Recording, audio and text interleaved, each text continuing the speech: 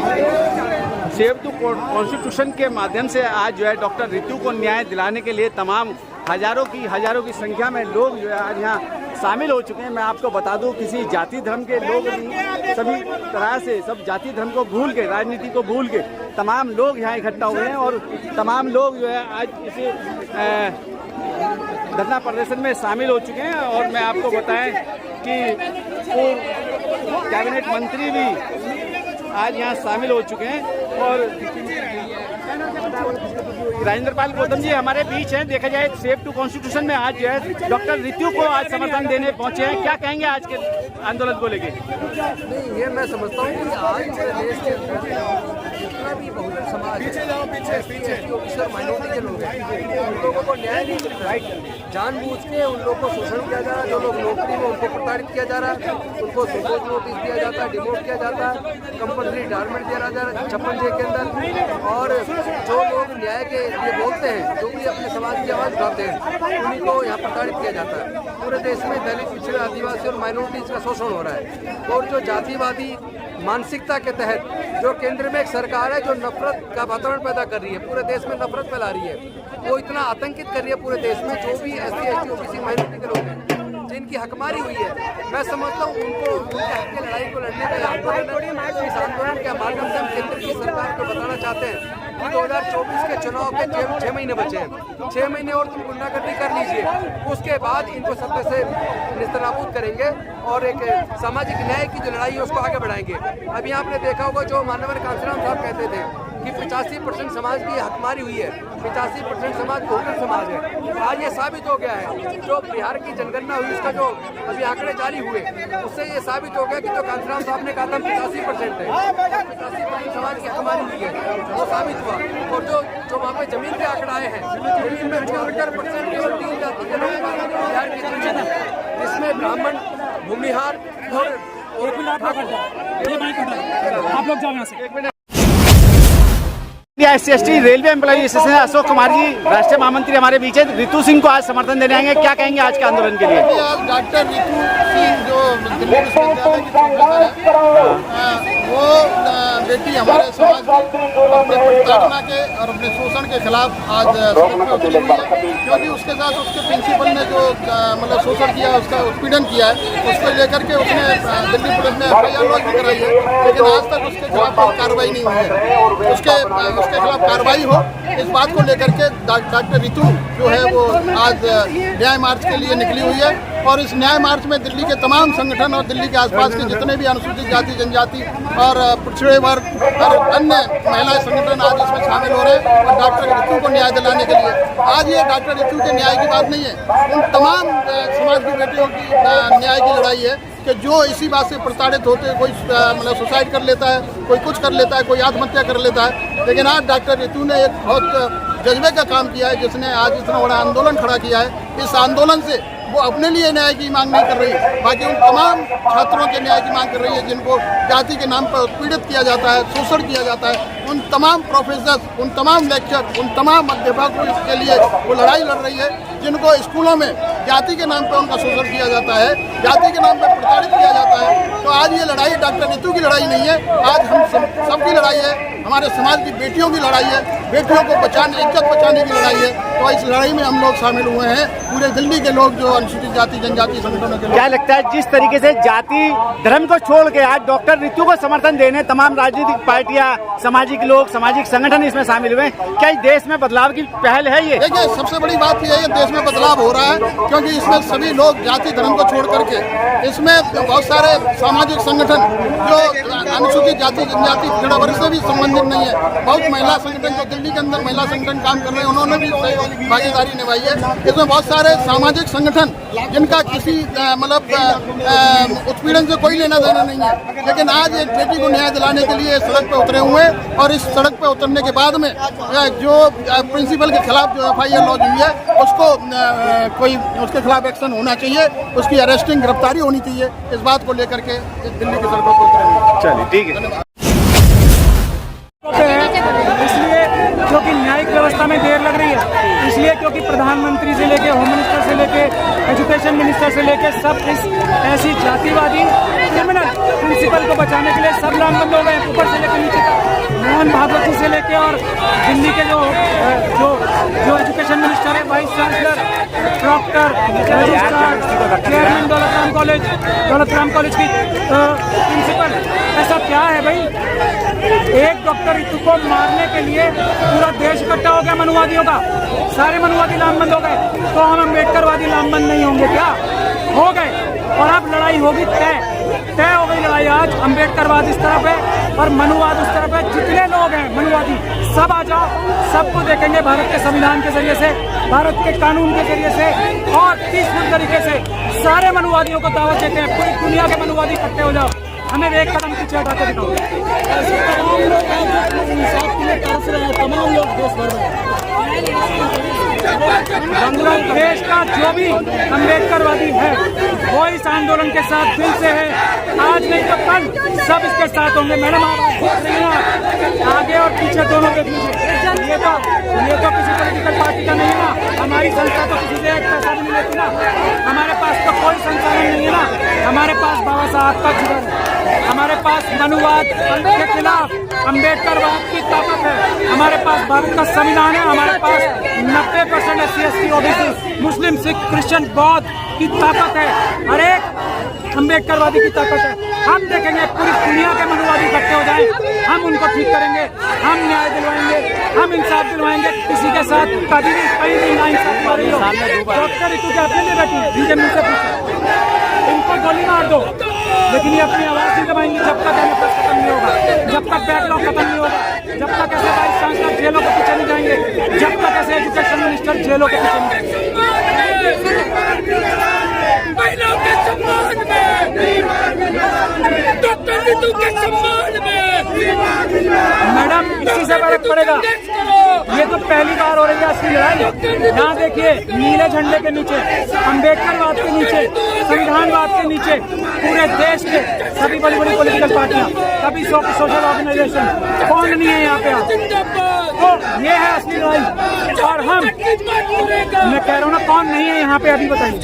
सब पार्टियों के मैं नाम नहीं ले रहा किसी का भी, मगर मैं ये कह रहा हूँ ये लड़ाई है, हम सड़कों पे जीतेंगे। मोदी जी अगर ये सोचते हैं ना कि वो अपने करप्ट ऑफिसर्स के साथ मिलकर अपनी सीधे और ये स्पेशल सेल है ना, ये इससे मिलकर हमारी आवाज दबा देंगे ना, आप उन लोगों को क्या पसंद कर रहे हो? हमारे पास आओ ना, मैं ओपन चैलेंज कर रहा हूँ। अम्बेडकरवादियों को उंगली लगा के दिखाए कोई, NIA हो, ये स्पेशल सेल हो, ये CBI हो, ED हो, लगाए किसी अम्बेडकरवादी को उंगली लगा के दिखाए, हम बताएंगे।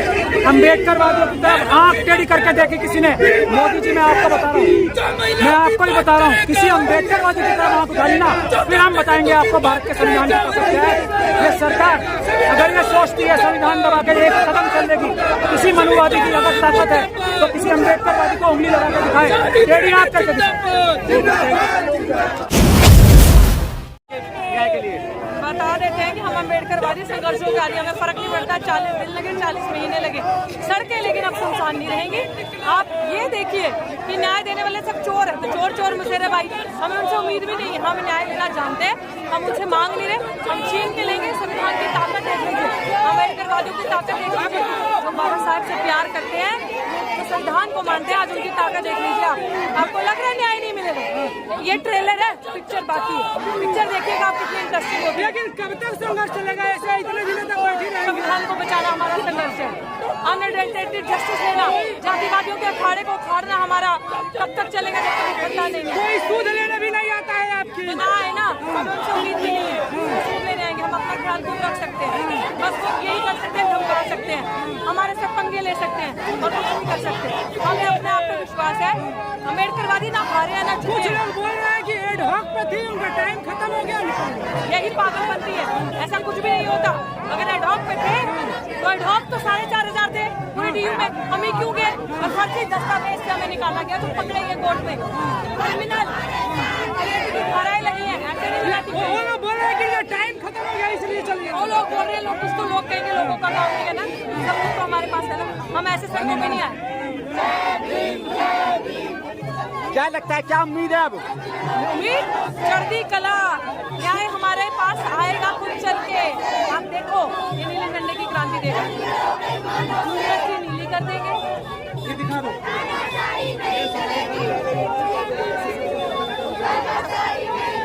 क्या लगता है, किसान 14 महीने आंदोलन में बैठे रहे, आप 40 दिन से बैठे, पहलवान भी 40 दिन बैठे रहे। 40 महीने भी बैठ जाएंगे। हमें संविधान को बचाना, हमारे पे तो हमारे कंधों पे जिम्मेदारी है। हाँ। हम तो आराम से बैठ ही नहीं सकते। हाँ। लोहिया जी ने कहा था संसद दोबारा हो जाए, सड़कें सुनसान नहीं रहनी चाहिए, वो क्रांति है। सड़कें सुनसान हम रहने नहीं देंगे। सविता राय के साथ इतनी नरमी क्यों बरत रहा है ये शासन प्रशासन? क्योंकि उसके पीछे मोहन भागवत है ना। हाँ। उसके पीछे RSS का सारा खड़ा है। हाँ। उसके पीछे DU प्रशासन पूरा खड़ा है। क्यों? क्योंकि पता है सबने चोरी मिलके की है, हाँ। बहुजनों को सबने सताया मिलके, दलितों को इन्होंने जातिवाद फैलाया है।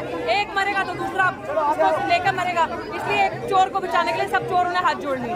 आज तमाम राजनीतिक संगठन, तमाम सामाजिक संगठन, तमाम सोशल एक्टिविस्ट आपके साथ और तमाम बहुजन मीडिया आपके साथ है, क्या कहेंगे इन सब लोगों के ये लिए? है संविधान की ताकत, बार बार कहूंगी।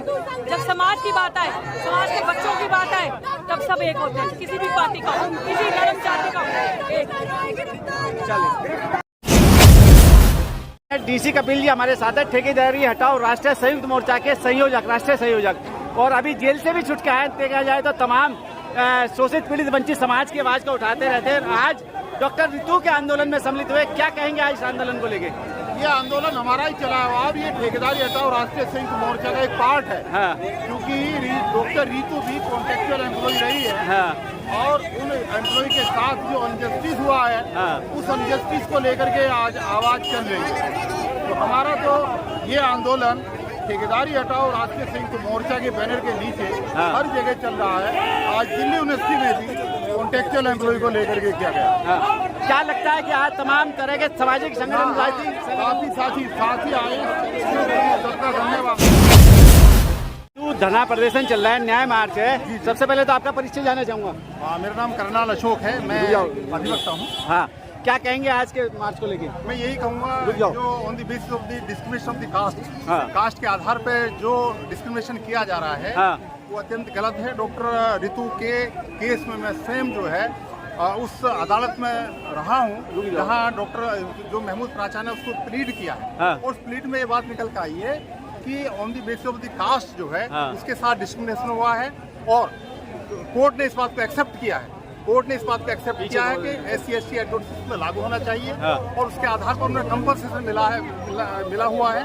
इससे ये बात प्रूव होती है कि जो इनकी प्रिंसिपल है, जो सावित्री है, क्या नाम है इनका, सविता, जो उनके खिलाफ जो है चार्जशीट दाखिल हो चुकी है। होना तो ये चाहिए था कि उन्हें डिग्निटी सहित बहाल किया जाता, लेकिन इसके और उन्हें जो है जो है जेल में होना चाहिए था, लेकिन उनको बहाल ना करके उन्हें जो है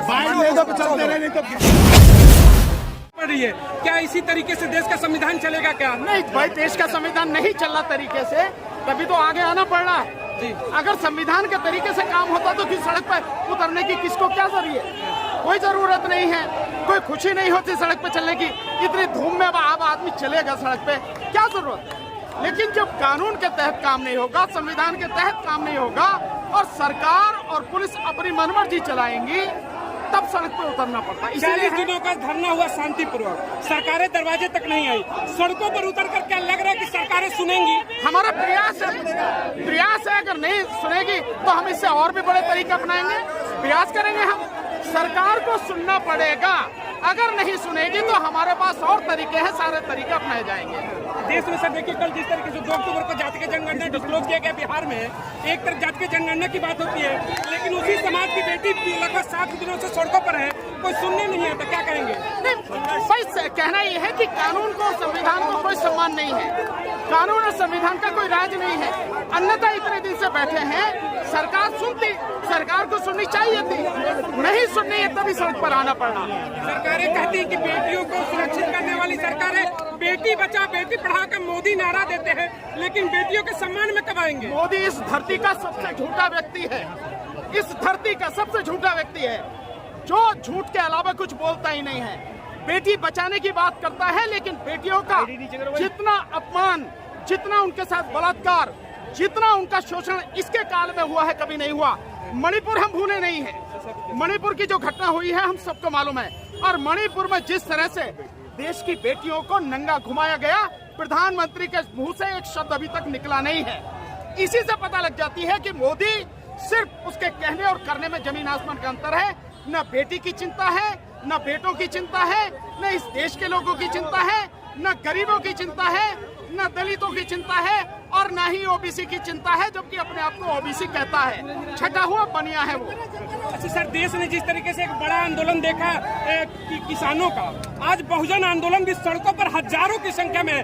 क्या दूसरा किसान आंदोलन के तर्ज पर बहुजन आंदोलन खड़ा हो गया क्या? हमारी कोशिश है, समाज इस बात को समझ रहा है कि समाज के साथ अन्याय हो रहा है, और इसीलिए समाज एक जगह है। आज आप देखें, भिन्न भिन्न पार्टियों के लोग यहाँ पे हैं, भिन्न भिन्न संगठनों के लोग हैं। जब सब लोग इकट्ठे होकर समाज की बात अगर उठा रहे हैं, सड़क पर आ रहे हैं, निश्चित रूप से समाज बहुत गंभीरता से देख रहा है। सरकार को भी समझना पड़ेगा, नहीं तो आज आप जो देख रहे हैं इससे बड़ा आंदोलन होगा। गुरुजी, कुलवंत जी आए हुए पंजाब से आए हुए हैं, आज डॉक्टर रितु को जो है समर्थन देने के लिए, क्या कहेंगे सर? जय गुरुदेव, धन बोले, जय भीम, जय भारत, जय भारत, जय हर हर। ਅੱਜ ਸਾਡੇ ਬਹੁਤ ਹੀ ਸਤਿਕਾਰਯੋਗ ਸਾਡੀ ਬੇਟੀ ਰਿਤੂ ਸਿੰਘ ਜੀ ਜੋ ਪਿਛਲੇ ਦਿਨ ਯੂਨੀਵਰਸਿਟੀ ਦੇ ਵਿੱਚੋਂ ਇੱਕ ਐਸਏ ਹੋਣ ਦੇ ਨਾਤੇ ਅਧਿਆਪਕਾਂ ਵੱਲੋਂ ਉਹਨੂੰ ਬਾਹਰ ਕੱਢਿਆ ਗਿਆ ਹੈ, ਔਰ ਉਸ ਤੇ ਇੱਕ ਬਹੁਤ ਵੱਡਾ ਅੱਜ ਕਾਰਜ ਕੀਤਾ ਹੈ। ਔਰ ਰਿਤੂ ਸਾਡੇ ਸਮਾਜ ਦੇ ਨਾਲ ਬੇਟੀਆਂ ਦੇ ਨਾਲ, ਸਮਾਜ ਦੇ ਨਾਲ ਹਮੇਸ਼ਾ ਹੀ ਇਹਨਾਂ ਮਨੂਵਾਦੀਆਂ ਨੇ ਇਸ ਮੁਕਰੀ ਮਾਲਾ ਕੀਤਾ ਹੈ। ਅੱਜ ਰਿਤੂ ਦੇ ਨਾਲ ਪੂਰਾ ਪੰਜਾਬ, ਪੂਰਾ ਭਾਰਤ ਖੜਾ ਹੈ। ਜੋ ਵੀ ਸੰਘਰਸ਼ ਕਰੂਗੇ, ਕਦੇ ਵੀ ਸਾਡੇ ਬੇਟੀਆਂ ਇਹਦਾ ਪਿੱਛੇ ਪ੍ਰਕੋਸ਼ ਡਾਕਟਰ ਪ੍ਰਕੋਸ਼ ਜੀ ਅੰਮ੍ਰਿਤਸਰ ਦੇ ਵਿੱਚ ਉਹ ਵੀ ਵਿਸ਼ਵਾਸ ਉਹਨਾਂ ਨੂੰ ਵੀ ਇੱਕ ਐਸੇ ਕਰਕੇ ਉਹਨਾਂ ਨੂੰ ਵੀ ਆਪਣੀ ਜ਼ਿੰਦਗੀ ਤੋਂ ਹੱਥ ਧੋਣੇ ਪਏ। ਔਰ ਰਿਤੂ ਦਾ ਅੱਜ ਬਹੁਤ ਵੱਡਾ ਇਕੱਠ ਹੋਇਆ। ਅਸੀਂ ਸ਼੍ਰੀ ਗੁਰਦਾਸ ਸਾਹਿਬ ਸੰਪਰਦਾ ਸੋਸਾਇਟੀ ਵੱਲੋਂ ਪੰਜਾਬ ਵੱਲੋਂ ਰਿਤੂ ਦੀ ਬੇਟੀ ਦੇ ਨਾਲ ਖੜੇ ਹਾਂ, ਔਰ ਜਿੱਦਾਂ ਦਾ ਵੀ ਇਹਨਾਂ ਨੂੰ ਸਾਡੇ ਵੱਲੋਂ ਕੋਈ भी सहूलत चाहिए ਅਸੀਂ ਉਹ देने ਨੂੰ ਤਿਆਰ ਹਾਂ। ਅਸੀਂ ਮੁੰਡੇ कंधे ਨਾਲ कंधा मिला के खड़े हैं। देखा जाए कुलवंत जी, तमाम जो है हमारे बच्चे की स्कूल यूनिवर्सिटियों में हरसमेंट करके जो है फांसी लगा के मर जाते हैं या जातिवाद के कारण पढ़ाई छोड़ देते हैं। क्या इस जातिवाद से इस देश के अंदर छुटकारा मिल पाएगा? ये जो जातिवाद बुलाया ये जिम्मेवार सरकारां आ। जे सरकारां ने पहला भी किन्ने बच्चियां दे उत्ते किन्ने बेटियां दे उत्ते इदां दे जन्म होए आ, पर सरकारां ने किसी नूं फड़ के चंगे और ਉਹਨੂੰ ਸਜ਼ਾਵਾਂ ਸਖਤ ਤੋਂ ਸਖਤ ਸਜ਼ਾਵਾਂ ਦਿੱਤੀਆਂ ਹੁੰਦੀਆਂ ਜਾਂ ਉਹਨਾਂ ਦੇ ਯੂਨੀਵਰਸਿਟੀਆਂ ਦੇ ਲਾਇਸੈਂਸ ਕੈਂਸਲ ਕੀਤੇ ਹੁੰਦੇ। ਅੱਜ ਇਹ ਬੇਟੀਆਂ ਦੇ ਨਾਲ ਇਦਾਂ ਨਾ होना पैंदा, ਇਹਦੇ ਜ਼ਿੰਮੇਵਾਰ ਸਰਕਾਰਾਂ ਆ। क्या लगता है वर्तमान सरकार जो एक बात तो कहती है कि हम जातिवाद को खत्म करना चाहते हैं, दूसरी तरफ जातिवाद को बढ़ावा देते हैं वोट की राजनीति के लिए? जातिवाद का बढ़ावा तो है ही आ। जे जातिवाद का बढ़ावा ना हो, सरकार आप अगे आके इस बेटी का मतलब जो यूनिवर्सिटी गया है, इसका मसला आप हल कर सकती है। चलिए ठीक है।